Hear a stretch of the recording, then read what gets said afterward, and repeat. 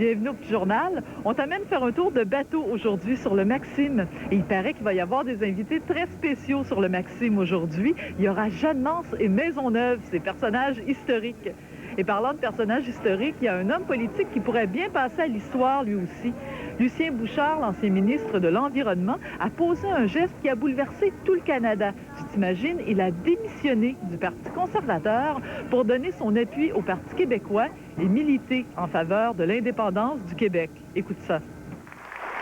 Eh oui, Lucien Bouchard, l'ancien ministre de l'Environnement du Canada, a donné sa démission lundi dernier. Et il n'a pas fait ça discrètement.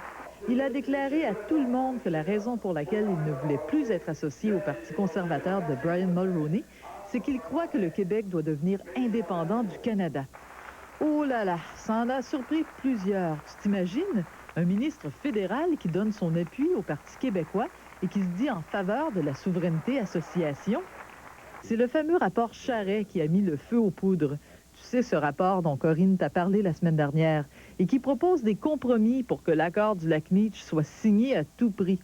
Lucien Bouchard n'était pas, mais alors là, pas du tout d'accord avec cette proposition. Dans son discours, il a affirmé que le Québec devrait obtenir un statut différent de celui des autres provinces, puisque les Québécois sont très différents des autres Canadiens. Il faisait évidemment référence à l'accord du lac Meach que les premiers ministres de certaines provinces ne veulent pas signer, parce que cet accord précise justement que le Québec est une société distincte. Lucien Bouchard a aussi dit que, selon lui, Robert Bourassa ne devrait même pas se montrer la binette à la prochaine rencontre des premiers ministres, que s'il y va, les autres vont en profiter pour humilier le Québec en refusant de lui accorder son droit à la différence. Et Lucien Bouchard n'était pas le premier à donner sa démission pour cette raison. La semaine précédente, le député François Gérin avait aussi décidé de quitter le Parti conservateur. Et le lendemain de la démission de Lucien Bouchard, c'était au tour du député de Verdun, Gilbert Chartrand, de claquer la porte. Ces trois hommes continueront d'être députés, mais ils seront indépendants, comme ils souhaitent que le Québec le devienne. Pour ce qui est du ministère de l'Environnement, c'est le ministre Robert de Cotteret qui va s'en occuper, pour l'instant du moins. Et le poste de lieutenant, c'est-à-dire le bras droit du premier ministre, eh bien, c'est un autre Bouchard qui va le remplir, Benoît Bouchard, le ministre de l'Industrie, des Sciences et de la Technologie. Tu vois, il n'y a pas que les enfants qui jouent à la chaise musicale.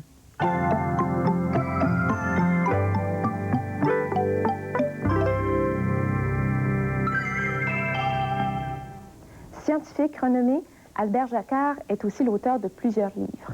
Tout récemment, il a écrit « Moi, je viens d'où et c'est quoi l'intelligence ». J'ai rencontré M. Jacquard en compagnie de Sébastien Carignan et de Marlène Landry qui ont lu ses livres. M. Jacquard nous a expliqué pourquoi, lorsqu'on est un ingénieur, un docteur en biologie humaine, un généticien et un professeur dans les grandes universités, pourquoi on écrit des livres pour les jeunes? Parce que le généticien s'aperçoit que l'humanité est dans une curieuse situation. En fait, il est au bord du gouffre, au bord de l'abîme. Il faut réagir, il faut changer beaucoup de choses. Et qui peut changer le monde, sinon les enfants? Donc c'est d'abord à eux qui vont avoir à construire une nouvelle société qu'il faut s'adresser pour qu'ils deviennent lucides. À Toronto, moi, j'avais un ami qui s'appelait Luke. Puis lui était le meilleur dans ma classe. Puis moi, mon but, c'était de le dépasser. Qu'est-ce que vous pensez de ça? Je trouve que c'est pas un bon but d'être meilleur qu'un autre. L'important, c'est d'être meilleur que soi-même. On en a de la chance quand il y a quelqu'un qui est meilleur que soi parce qu'il nous sert de référence et il nous permet de gagner par rapport à nous-mêmes. L'important, ça n'est pas de l'emporter sur un autre, c'est de l'emporter sur soi-même. Et les autres ne nous servent qu'à ça. Pourquoi êtes-vous généticien? Au fond, comme toute discipline, que c'est passionnant. C'est passionnant parce que ça s'intéresse à l'homme. L'homme, c'est l'aboutissement de toute une évolution. Comment s'est réalisée cette évolution? Où va-t-elle? Voilà des questions qu'étudie la génétique. Et où allons-nous? Nous, les hommes, l'important, c'est de comprendre que ça dépend de nous. Et je crois que c'est la grande leçon aujourd'hui, c'est que l'humanité dans laquelle vous vivrez, quand vous aurez mon âge, c'est une humanité qu'il faut décider aujourd'hui même. Il y a urgence, et c'est donc vous qui allez peu à peu transformer le monde. Tu bouges pas, on se retrouve dans 1 minute sur le Maxime.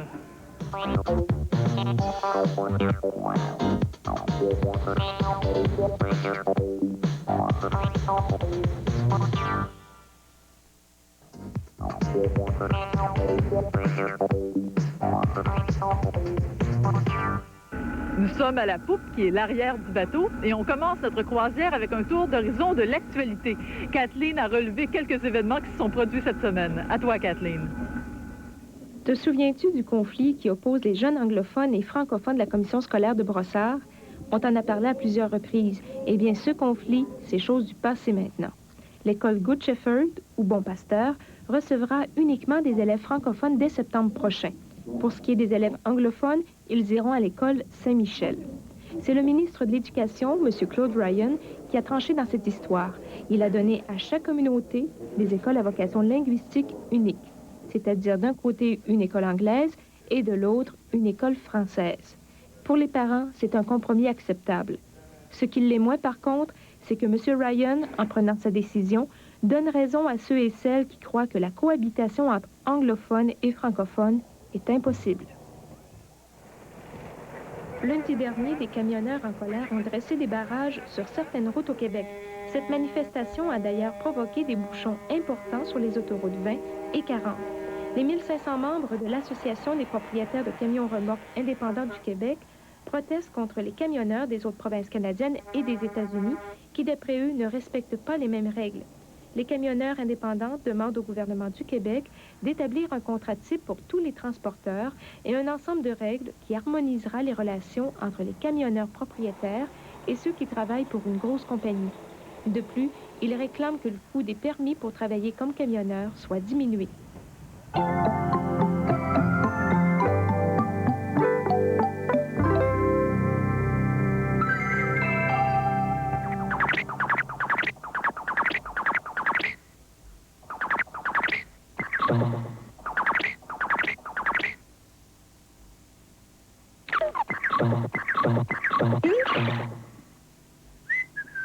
Le 27 juin prochain, en Italie, auront lieu les compétitions internationales d'Intercross. Et un groupe de 20 jeunes du Québec y participeront. Notre confrère de Sport Plus, Pierre Politique, a préparé un reportage à ce sujet.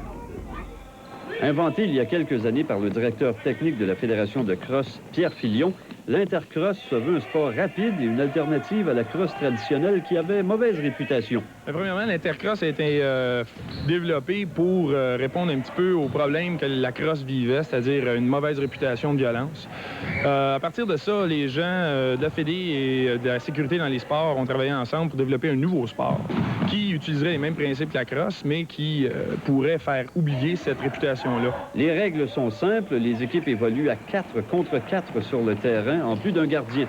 3 périodes de 20 minutes à temps continu, le filet à 4 pieds de longueur par 4 de hauteur et surtout, il n'y a aucun, mais absolument aucun contact, sinon c'est le tir de pénalité. Un sport qui est très rapide, très excitant. Le jeune y trouve son compte, il y a beaucoup de déplacements et il y a beaucoup de buts. Ce qui fait qu'un peu à l'insu du basketball, à l'instar du basketball, c'est un sport qui est motivant pour le jeune. Le terrain a les dimensions d'un terrain de handball, soit 20 mètres par 40. Et dès qu'un joueur rentre en possession de la balle, il a 5 secondes pour effectuer un tir au but ou encore une passe. Sinon, c'est la perte de possession. Bâtons et balles, respectivement de plastique et de caoutchouc mou, évitent toute forme de blessure. Pour plusieurs, ce sport se veut une alternative intéressante au hockey. La robustesse, là, où il y a beaucoup de contacts. Je fitais pas vraiment dans le tableau, là, comme on peut dire. De quoi donner le goût de se lancer dans la mêlée. Pierre, le petit journal. On a un nouveau membre dans notre club des jeunes reporters. Marie-Josée Hodgson de Saint-Eustache a décidé de nous parler du triathlon. C'est une discipline olympique qui exige que l'athlète soit bon non seulement dans une discipline, mais dans 3 disciplines. On l'écoute. Bonjour, je m'appelle Marie-Josée Hodgson et aujourd'hui, j'ai fait un reportage sur le triathlon. Et mon invité, c'est Jean-Pierre Raymond. Bonjour Jean-Pierre, qu'est-ce que c'est le triathlon? Le triathlon, c'est un sport qui renferme 3 disciplines, dont la première qui est la natation, qui se nage habituellement dans un lac et qui est une distance d'environ 1,5 km. La deuxième, c'est le cyclisme, d'environ une distance de 40 km. Et pour finir, la course à pied, qui est une distance d'environ 10 à 15 km. Quelle sorte d'équipement as-tu besoin? Les équipements en natation, ça prend un bon costume de bain, une bonne paire de lunettes et le tour est joué. En cyclisme, ça prend un très bon vélo, un casque, Et ensuite, là, les équipements secondaires qui est les chandails, les cuissards et les souliers. Et pour finir, pour la course, ça prend une très bonne paire de souliers pour ne pas se faire mal aux genoux quand on court. Est-ce que ça prend des qualités spéciales pour faire du triathlon? Ça prend quelqu'un quand même qui est assez en forme, qui aime ce sport surtout. Puis la forme vient surtout avec les entraînements qui apportent de l'endurance pour ce genre de sport. Qui peut pratiquer ce sport? Environ n'importe qui. Je veux dire, c'est d'allant des plus jeunes jusqu'aux plus vieux, il n'y a pas de problème, sauf qu'il faut que tu sois, comme j'ai dit tantôt, en excellente forme. À partir de quel âge peut-on commencer? L'âge varie, peut partir environ vers les 7 ans, qui c'est des triathlons spéciaux pour les jeunes. Et aussitôt que tu tombes chez les adultes, tu peux aller jusqu'à l'âge de 90 ans si l'on veut. Combien d'heures par semaine pratiques-tu? Les entraînements varient par semaine d'environ 20 à 25 heures d'entraînement par semaine. Est-ce que c'est une discipline olympique? Présentement, elle n'est pas concurrentielle dans les Jeux olympiques, mais supposément qu'ils sont supposés de la mettre aux Olympiques en 92. J'espère que ce reportage t'a donné le goût de faire du triathlon. C'était Marie-Josée Hudson pour Le Petit Journal. Bravo, Marie-Josée. Alors, comme tous les nouveaux membres de notre club, tu vas recevoir tout plein de gadgets du Petit Journal, un sac à dos, un poster, une carte de membre, tout plein de cadeaux. Tu recevras aussi un dictionnaire visuel junior qui t'est offert par les éditions Québec-Amérique. Et si toi aussi, comme Marie-Josée et les autres, tu rêves de faire de la télé, c'est tout simple. Tu n'as qu'à nous écrire pour nous décrire le sujet de ton reportage. Voici l'adresse, Le Petit Journal, case postale 1001, Ville-Mont-Royal, Québec, code postal H3P 3C1. Et voici maintenant une tradition du journal, notre fameuse charade. Mon premier est un cercle, mon deuxième a un doux parfum. Et mon tout fait du bruit quand il dort et que c'est fatigant. Je te donnerai la réponse dans 2 minutes.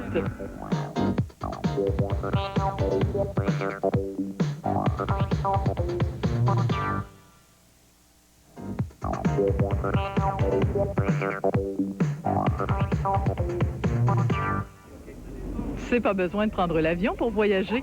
On peut voyager tout simplement en lisant les journaux. Et c'est ce que Corinne a fait. Et ses lectures l'ont amené très loin, jusqu'en Palestine et en Roumanie. On l'écoute. Tout a commencé dimanche, quand un ancien soldat israélien a ouvert le feu sur des ouvriers palestiniens en Israël, tuant 7 personnes et en blessant 10 autres. Aussitôt, les événements se sont précipités. Manifestations, affrontements entre Palestiniens et soldats israéliens.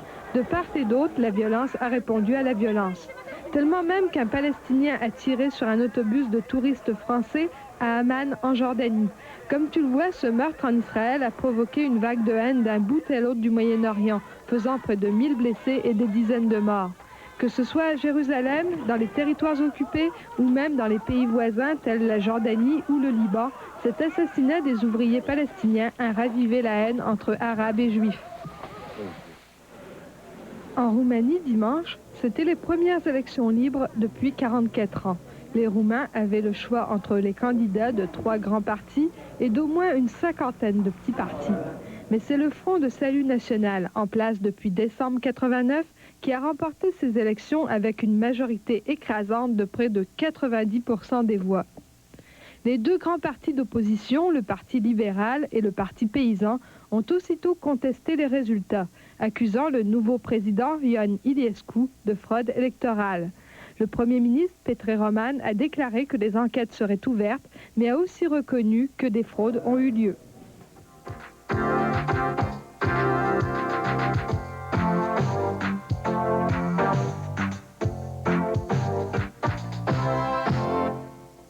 J'ai une belle surprise pour toi. Un nouveau membre vient de se joindre à l'équipe du Petit Journal. Il s'appelle André Saint-Roch et il aura la grande et belle responsabilité de te présenter tout ce qui va se passer dans la région de Québec et les environs. Mais aujourd'hui, c'est à Montréal qu'il est allé se promener, plus précisément à La Chine, où il a découvert une exposition extraordinaire au musée La Chine. On le retrouve là-bas. C'est en visitant des musées comme celui du Château Ramsay que Charles et Vincent Leblanc, 2 garçons de Val-David, ont décidé de monter leur propre collection d'antiquités. Il y avait une grande collection de fer. Puis là, nous autres, on voyait ça. On trouvait des beaux fers. C'était beau. Ça nous a donné le goût de faire une collection de fer. Bien sûr, on peut trouver de vieux objets en magasinant chez des antiquaires, mais aussi en effectuant ses propres recherches. comme les fouilles archéologiques, mais ça, à un moment donné, on s'est dit peut-être qu'il y aurait des choses juste en arrière de notre maison. Sur le terrain de leur maison, il y avait autrefois une crèmerie et un poulailler. Charles et Vincent ont donc creusé le sol pour y découvrir de nombreux objets domestiques, dont certains datent du siècle dernier. Depuis 3 ans, ils ont amassé des choses aussi diverses que des jouets d'enfants, des pintes de lait, des boîtes de cigares, de la poterie, de l'argent, des bouteilles de liqueur et bien sûr, une grande variété de fers à repasser, leur collection préférée. Cette affaire-là, il date du siècle dernier. Il marchait avec la braise.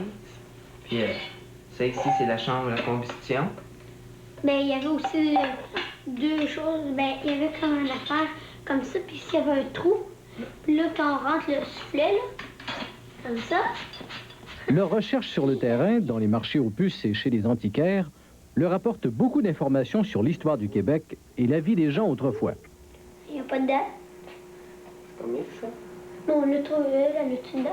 Oui, 1921. Charles et Vincent nourrissent une véritable passion pour les vieux objets. Et ils ont déjà une bonne idée du métier qu'ils exerceront plus tard. Ben, peut-être un antiquaire, un collectionneur. Mais moi, j'aimerais ça devenir un archéologue. Dimanche, le 27 mai prochain, c'est une journée spéciale des musées à travers tout le Québec.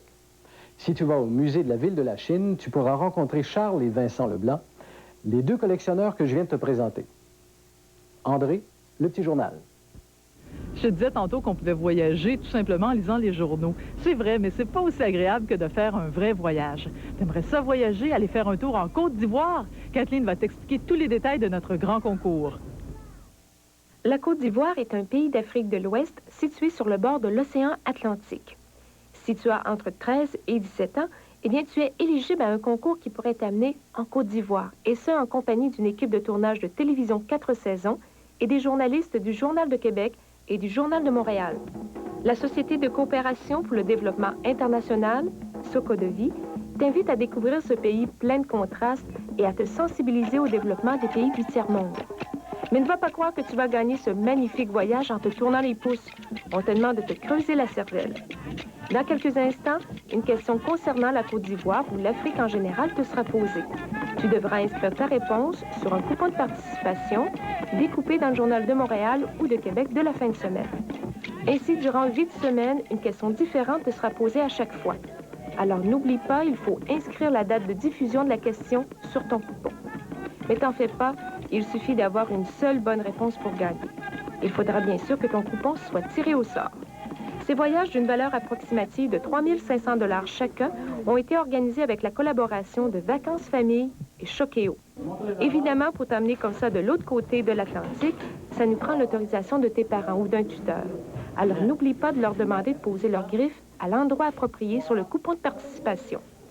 Tous les coupons doivent être postés à l'adresse que voici. SOCODEVI, Afrique, 2500 rue Jean Perrin, bureau 210, Québec, Québec, G2C 1X1. Tous ces coupons doivent parvenir à l'adresse mentionnée avant le 29 juin à 16 h, car le tirage aura lieu le même jour à 18 h. Bonne chance!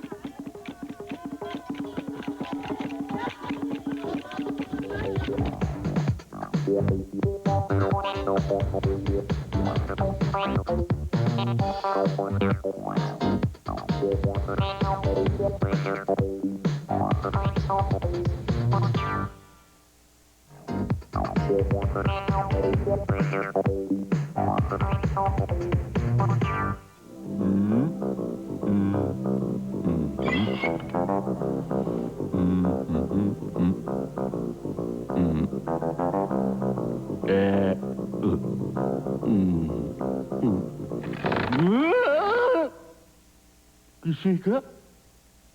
Ah ben, ça... L'actualité, jour après jour. Qu'est-ce qui s'est passé cette semaine? C'est ce qu'on va voir avec les abdominaux.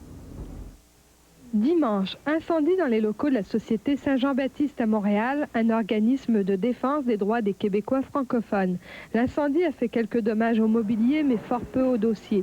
Les causes de cet incendie n'ont pas été élucidées, mais l'organisme avait reçu des menaces au cours des dernières semaines. Et puis, c'était le 10e anniversaire du référendum, et la possibilité que ça puisse être relié à l'incendie n'a pas été écartée. Lundi, les Inuits du Labrador n'auront pas à subir les effets des vols d'entraînement à basse altitude des avions de chasse. L'OTAN, le regroupement des forces militaires des pays occidentaux, a finalement décidé de ne pas construire son centre d'entraînement à Goose Bay. Ça fait des années que les Inuits menaient une lutte acharnée contre ce projet. Mardi, on parle beaucoup de l'unification des deux Allemagnes, mais imagine qu'un autre pays, le Yémen, s'est réunifié sans tambour ni trompette cette semaine. Après 300 ans de chicanes, le Sud-Yémen et le Nord-Yémen, situés en Afrique, ont décidé de ne plus former qu'un seul et même pays. Mercredi, lors d'une rencontre des pays de l'OTAN à Bruxelles, en Belgique, les Américains ont reconnu avoir eu des problèmes dans le passé avec certains de leurs obus nucléaires, ce qui aurait pu provoquer un accident nucléaire. Mais ils ont rassuré tout le monde en disant que tout est rentré dans l'ordre maintenant.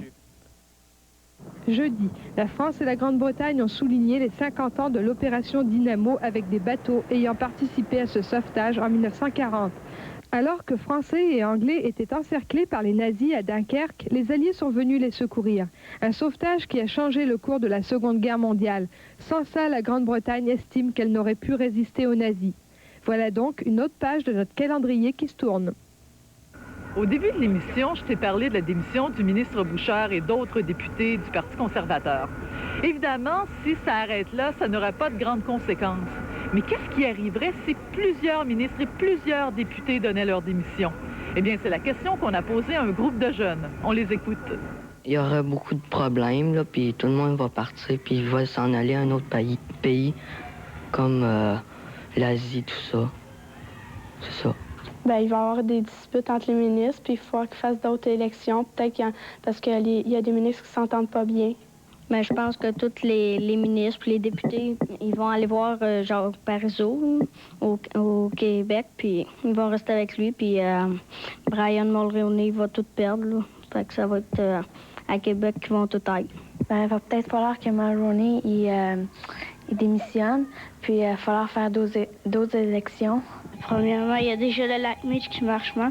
Alors, Brian Mulroney va avoir bien de la misère. Il faudrait qu'il se réaccorde avec les ministres des provinces et les autres députés. Ben, Mulroney va avoir de la misère pour commencer.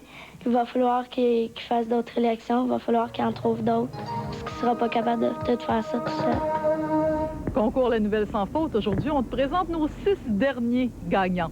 La première nous vient de Montréal. Elle nous a écrit un texte sur la pollution. C'est Guylaine Veillette qui mérite un laissez-passer pour 2 personnes pour une journée à la ronde. Bravo Guylaine. Notre deuxième gagnante recevra aussi un laissez-passer pour une journée à la ronde. Il s'agit de José Dorion de Laval qui nous a écrit un texte sur l'importance de la langue française. Bravo José. Troisième gagnant, Marc-André Dubois de Sainte-Cécile de l'Évrard qui nous a écrit un texte sur le soccer et qui recevra un dictionnaire maxi débutant. Il y aura aussi un maxi débutant pour David Dutrisac de Chemédé-Laval, dont le texte portait sur le hockey. Isabelle Fortier de Saint-Henri de Lévis, qui nous a parlé du patinage artistique, elle se méritera un Larousse illustré. Et finalement, Julie Gagnon de La Salle recevra aussi un Larousse illustré pour son beau texte sur l'agriculture. Alors, tu vois, c'était nos gagnants pour le concours La Nouvelle Sans Faute, qui se termine demain avec notre grand tirage, plutôt. Et tous ceux qui nous ont écrit toutes les lettres que l'on a reçues se retrouveront dans une boîte et tu cours la chance de gagner un voyage pour 4 personnes à Disney World, une encyclopédie Larousse en 5 volumes ou encore un ordinateur Ordinatant. Alors, si tu nous as écrit, n'oublie pas d'être à l'écoute demain pour savoir si tu remportes un de nos grands prix. Et demain, il y aura aussi d'autres reportages. Corinne t'en présente quelques-uns. Un voyage dans les nuages. On couronne les lettrés. Un animal pas mal sauté. C'est ainsi que se termine ton petit journal. On se laisse sur ces belles images de feux d'artifice parce que c'est ce soir que commence le Festival international de pyrotechnie à la Ronde. On se retrouve demain, 12h30. Bye bye.